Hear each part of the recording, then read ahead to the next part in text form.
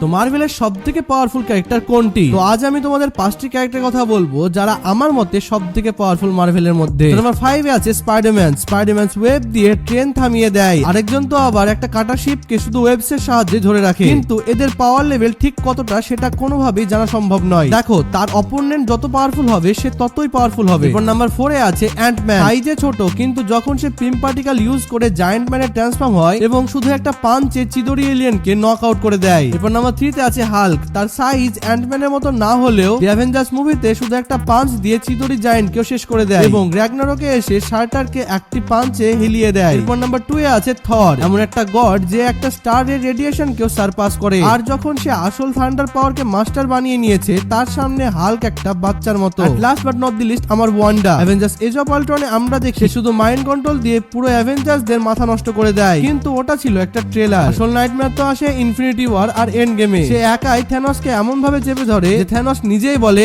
Rain fire. তো তোমাদের যদি মনে হয় আমার এই লিস্টে অন্য কারো নাম অ্যাড করার দরকার ছিল, কমেন্টে অবশ্যই জানিও and don't forget to subscribe.